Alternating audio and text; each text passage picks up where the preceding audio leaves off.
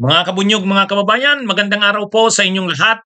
Welcome po sa isa na namang episode ng ating talakayan dito po sa aking bagong social media platforms, Attorney Enzo Bunyog.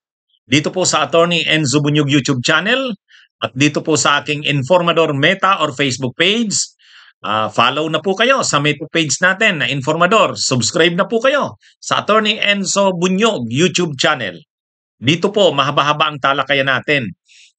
Hindi po tulad sa iba kong social media platforms, kapag nagla-live ako, sabi, "Attorney, patapos ka na, kapapasok ko lang." O, at least dito, mga 30 minutes tong talakayan ko, mahaba-haba, kasi hindi lang isang topic ang dinidiscuss ko dito. Tulad ngayon, alam nyo bang may post si Montulfo tungkol dito sa nagngangalang Ramil Madriaga? Hmm? Gabi raw kung binibisita ni Sara Duterte, nakakulong ito. Person deprived of liberty, PDL, nakakulong sa BJMP, sa Camp Bagong Diwa. Pero binibisita daw ni Sara. Ano bang special dito? Naiintriga ito eh. Pag-usapan natin yan mamaya. Ang isa pa, naiintriga rin si Senador Rapi Tulfo tungkol dito sa isang Viva Max Babe. Mamaya pag-usapan natin yan. At best friend ni Pulong, dating House Appropriations Committee Chair, si Eric Yap, at saka yung sa kapatid niyang si Congressman Edvic Yap, na pina-freeze yung assets. Na-freeze na yung assets sa order ng Court of Appeals. Yun. Tama naman yan. Mamaya, pag-usapan natin yan. Okay, ito muna.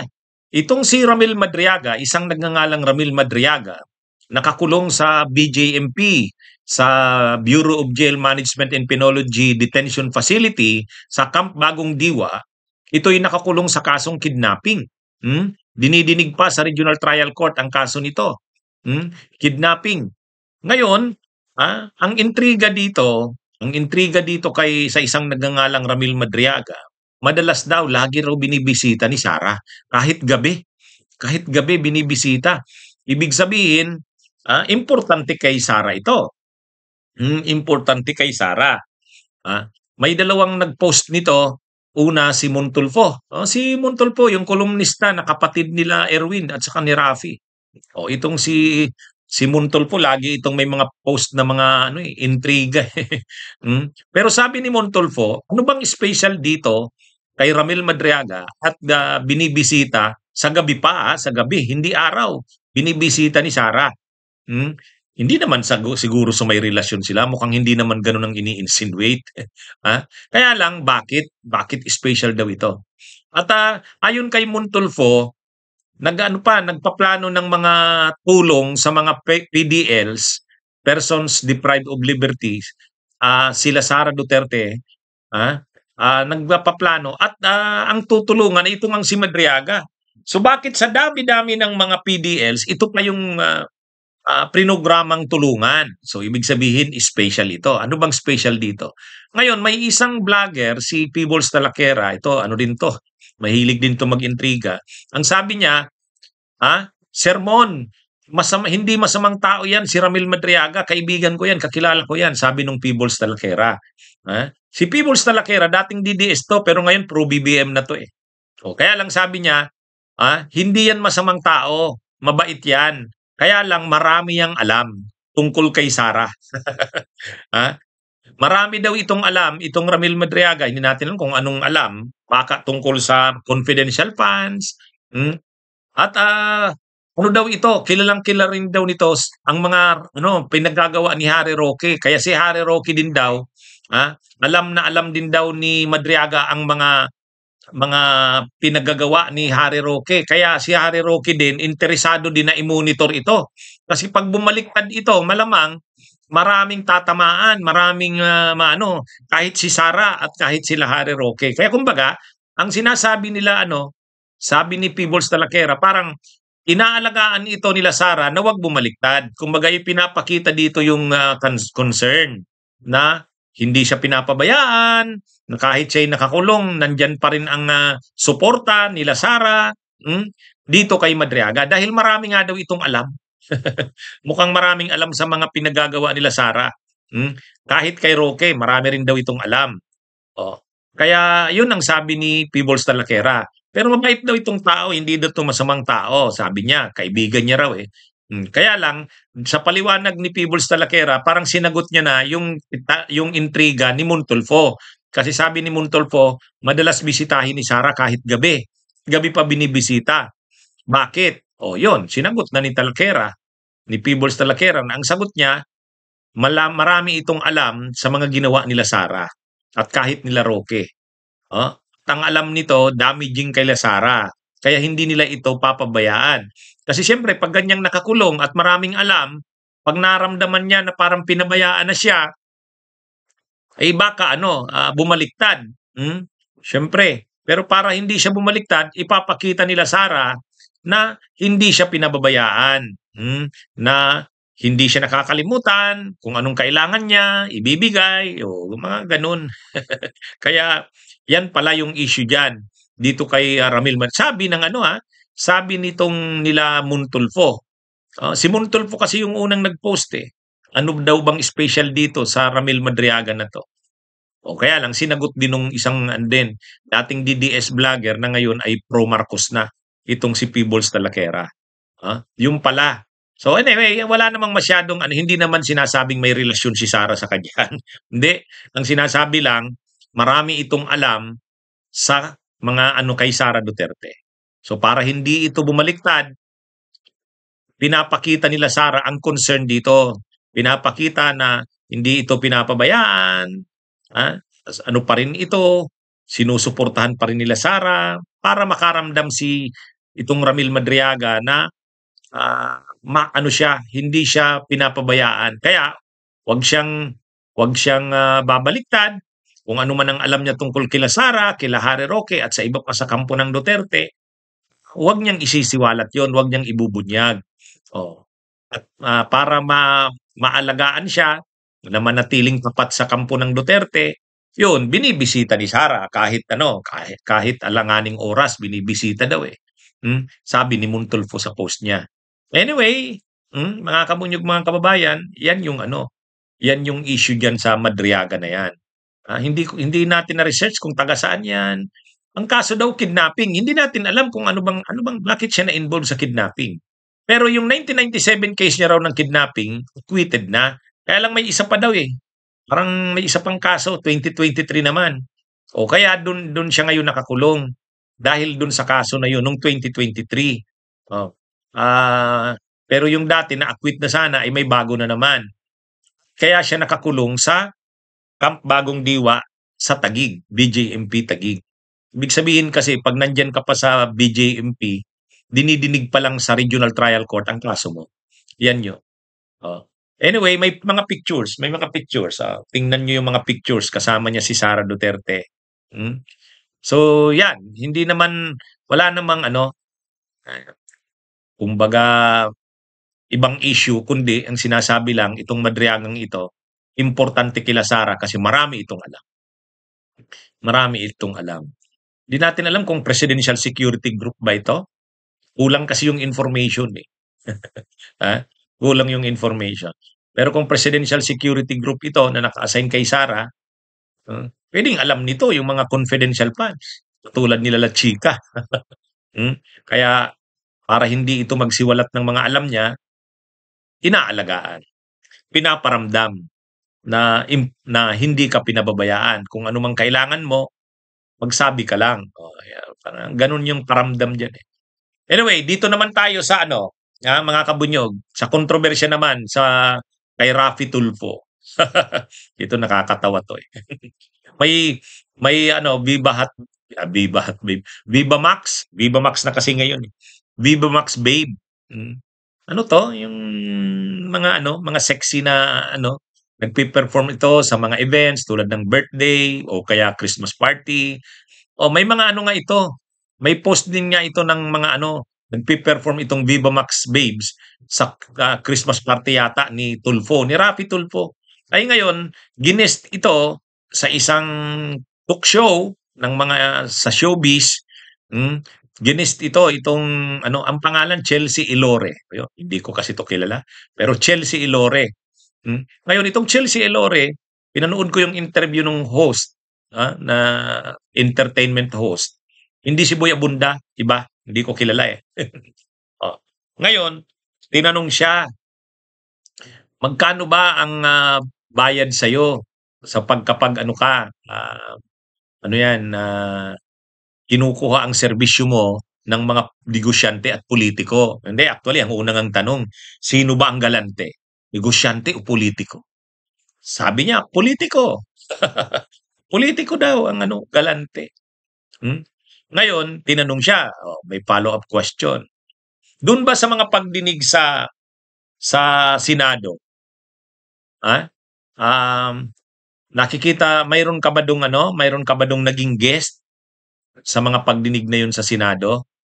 Sabi niya, oo.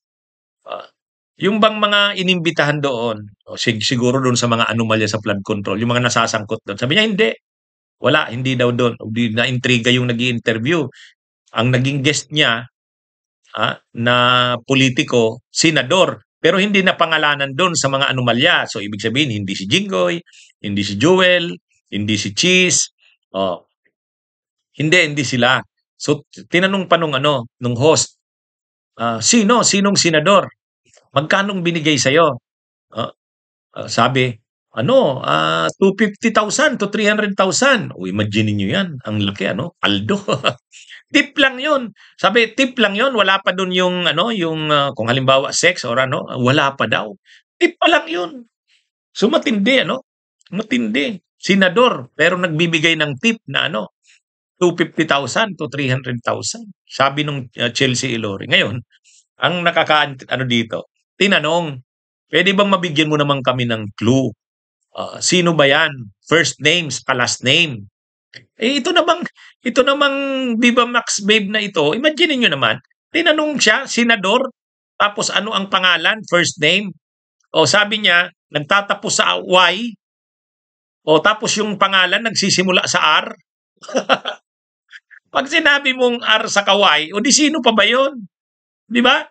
Sino pa ba yun? Sino pa bang senador nagsisimula sa pangalan ang R? Tapos nagtatapos ang pangalan sa Y. At ito pa, surname daw, surname o last name. Ano daw, nagtatapos sa, may letter F daw. Pang ilan daw na letra yung letter F? Second to the last letter. O di imagine nyo yun. Kung ang pangalan niya ay R, ang start, at nagtatapos sa Y, at ang apelyido niya ay may letter F, second to the last, o di kayo nga, sino pa bang senador yan? Na 24 yan 24 na senador. O ngayon, sino ba yung senador dyan na may letter F, second to the last? Di Tulfo. Yung letter F, second to the last na letter ng last name, Tulfo. Ngayon, dalawa lang naman ang Tulfo, Erwin Tulfo, Rafi Tulfo. Ay, sinabi niya na ang pangalan nagtatapos sa Y, nagsisimula sa R. O di Rafi, si Rafi Tulfo ang tinutukoy. Hindi pinangalanan nung Viva Max Babe, pero sino pa ba naman yung RY, tapos yung apelyido, may letter F, at yung F, second to the last na letter. Imagine niyo yan. Kaya ngayon, si Montulfo, may post siya. Si Montulfo, sabi niya, kung kapatid ko man yan, si Rafi Tulfo, ang nababalita dyan, wala namang problema yan. Unang-una, pera niya naman yan. Hindi, mayaman naman ang kapatid ko, sabi niya. Bilyonaryo yan. Kaya kung nagbibigay man siya ng tip na 250,000 to 300,000, ano yun? Kaya niya naman yun, hindi naman galing yun sa gobyerno. Sabi niya. Ang sabi pa ni Montulfo, at saka, buti nga, hindi siya ng lalaki, ng babae. Assuming daw na si Rapi Tulfo yun. Pero ang paniwala niya daw, hindi si Rapi Tulfo yun. Sabi ni Montulfo, dahil si Rapi Tulfo daw, hindi gagawin yun, put daw yun, takusa daw sa asawa. Di ba ang asawa ni Rapi Tulfo si Jocelyn, yung congresswoman ng AXI-IS party list. Kaya sabi ni Montulfo, hindi ako naniniwalang yung kapatid ko yan. Yung nabababalita, kapatid ko daw yan. Sabi niya, hindi.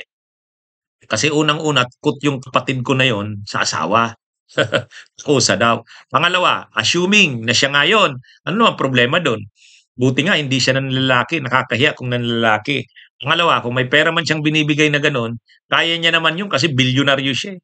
Ang dami niyang kita. So, yun.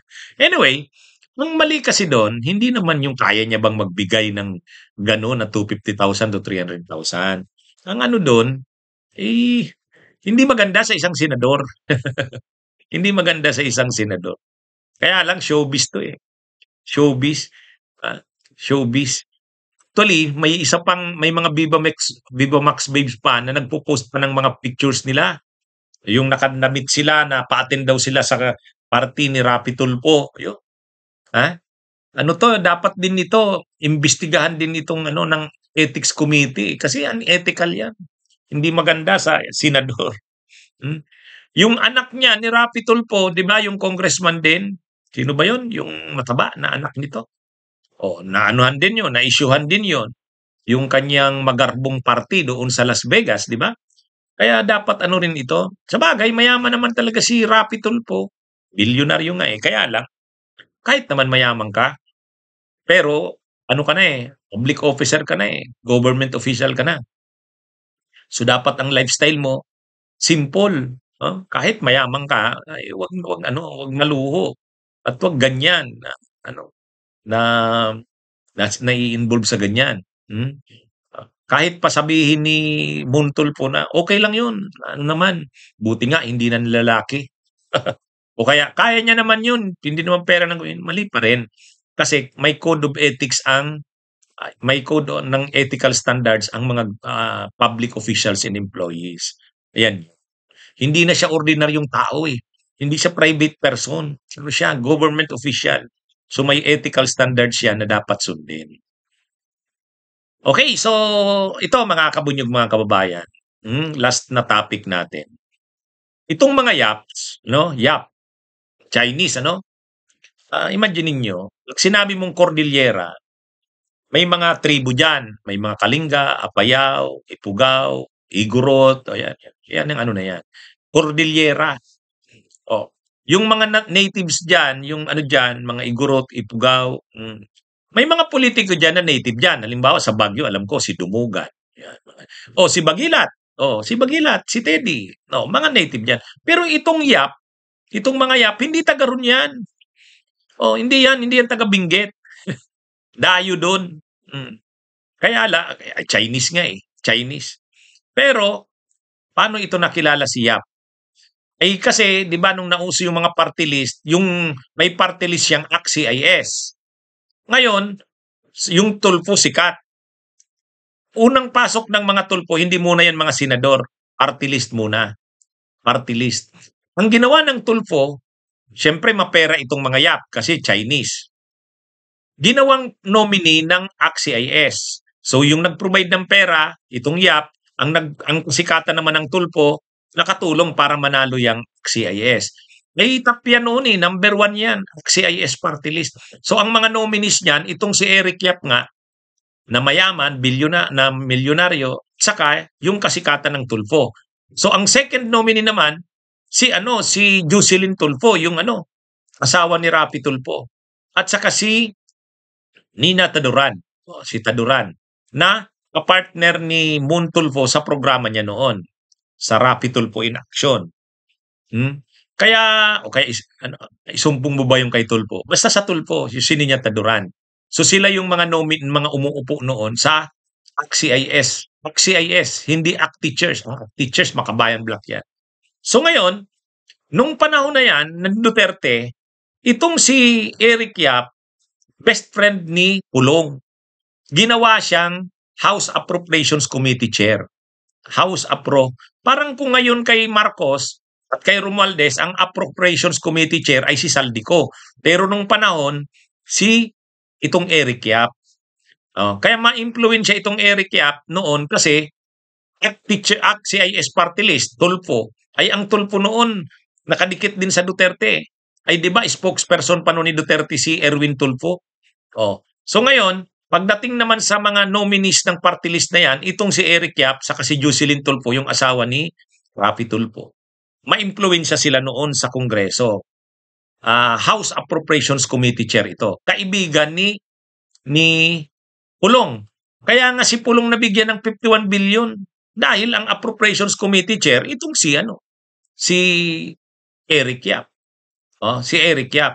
At marami ring proyekto itong si Eric Yap. Siyempre, alam nga namang House Appropriations Committee Chair ka. Di siyempre marami kang proyekto. Yung rock netting project, 'di ba? Yung rock netting, yung controversial na rock na billion-billion 'yon na alam yan ni Magalong. Involved diyan, ito yan, project yan ito ni Eric Yap. Ay naging sobrang yaman itong mga Yap na ito. Pagdating nung sumunod na eleksyon, hindi na siya nagpa-nominee ng party list. Si Eric Yap, tumakbo na siyang congressman ng Benguet. So nanalo siya, congressman ng Benguet. Yung kapatid niya, yung Edvic Yap, siya na ngayon ang nominee sa party list ng ACT-CIS. Pati rin siyempre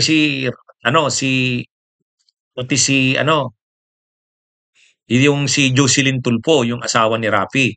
Kaya ngayon, ang ACT-CIS party list, yung Edvic Yap, kapatid nito ni So, kahit dito sa panahon ni PBBM, ni Marcos, grabe pa rin ang hawak nitong project sa flood control. Mayroon silang construction company, yung Silver Wolves Construction.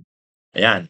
Kaya 15 billion yata. 15 billion mula 22 to 25. Kaya panahon ni Duterte na mayagpag na itong sila Eric Yap. Panahon ni PBBM, ganun din. Ganun din. Kasi nandyan pa rin naman yung kanilang party list na ACT-CIS, congressman na siya ng Benguet. Kahit hindi naman siya taga ron, kahit siya, hindi siya kasama sa mga tribo doon, Chinese. Pero nanalo, siyempre mapera. So ngayon, kasama itong mga Yap na ito sa mga kontrobersyal na nai-involve sa flood control. Kasi yung mga flood control projects ng Cordillera, ng Ilocos, itong sila Yap sa pamamagitan ng kanilang construction company na Silver Wolves. Kaya ngayon, kinasuhan ito. Itong sila Yap. At may order na ang Court of Appeals na i-freeze ang kanilang mga assets. Si PBBM mismo ang nag-announce kanina na ilang accounts yun, ilang bank accounts, ng 200 yata, mahigit na bank accounts na freeze. At saka mayroon din itong mga private choppers, helicopter, saka aeroplano. Parang parang Saldico. Na rin yun, naka-freeze din yun. Kaya itong magkapatid na Yap, Edvic Yap, ACT-CIS party list yan. At saka si Eric Yap, congressman ng Benguet, dating Appropriations Committee Chair nung panahon ni Duterte, kaibigan ni Pulong, yun, na-freeze ngayon ang mga assets. Malamang makakasuhan din, makukulong. Anyway,